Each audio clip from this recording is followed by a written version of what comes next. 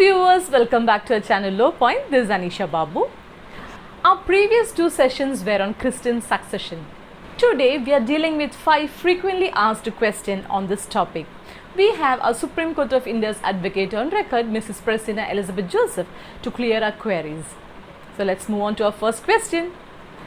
If a Christian father-in-law expires without leaving behind a will, then can his daughter-in-law claim to have any inheritance right over her father-in-law's property? Under Christian succession law, as laid down in Indian Succession Act, only 3 categories are entitled to inherit the assets and liabilities of the deceased. The first category is spouse, second category is lineal descendants, that is children, and the third category is kindred, that is blood relatives. Since daughter-in-law does not fall in any of these categories, she is not entitled to inherit her deceased father-in-law's property. However, if she files a domestic violence complaint, then she can exercise her right to reside in the house owned by the father-in-law on the ground that she has stayed there after marriage with her husband. So let's take a quick dive into our next question. Decision of the Honorable Supreme Court of India in Mary Roy vs. State of Kerala is considered to be the landmark judgment under Christian succession law. How did it impact the Christian succession law?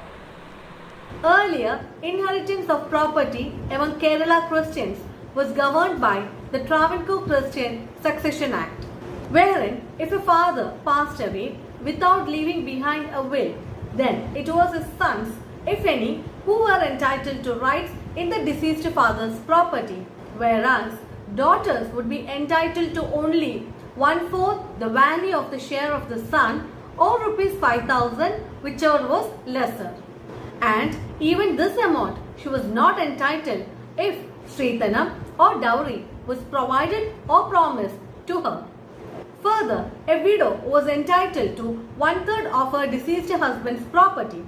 However, she did not have right to sell, gift or will away her share, but only enjoyed the right to hold that share which was terminable at her death or on remarriage. It is important to note herein that in 1951, to have uniformity of laws in whole of India, the Parliament passed Part B States Laws Act 1951, wherein several central laws were made applicable to different states, including Travancore Cochin areas of Kerala.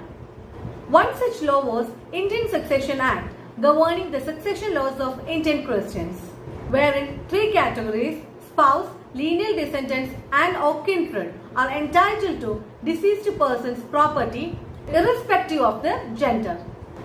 Though Indian Succession Act was in existence, Kerala Christians were following Travancore Cochin Christian Succession Act.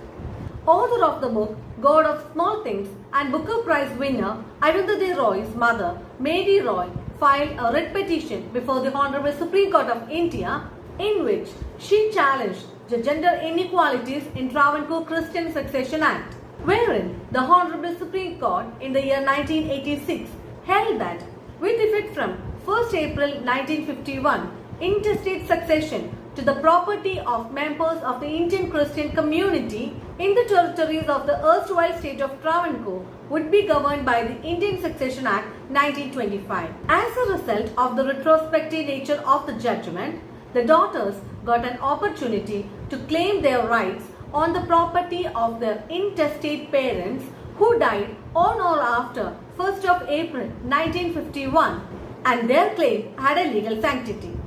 Let's take a look into our next question. Is Christian succession law same for ancestral and self-acquired property of a deceased person?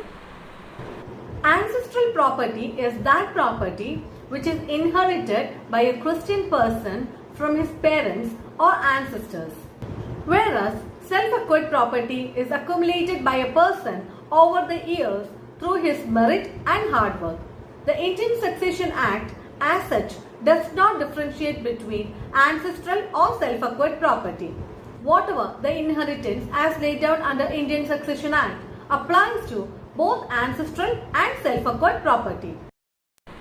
Let's move on to our next question. If a Hindu or Muslim converts to Christianity and expires without leaving behind a will. In such a scenario, will his blood relatives who are not yet converted be considered as kindred under Christian succession law?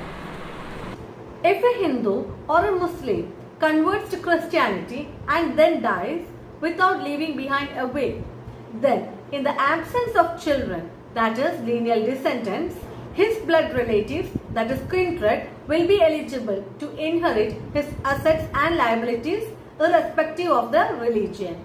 The religion of kindred will not debar them from inheriting the deceased person's property under Christian succession law. So moving on to our last and the final question. Is an adopted child eligible to receive benefits under Christian succession law? Yes, an adopted child is eligible to receive benefits under Christian succession law and he can make claim on their adoptive parents' property. At the same time, the adoptive father and his relations too are entitled to inherit from the adopted son. Thank you for watching. See you next week. Till then, take care. Bye-bye.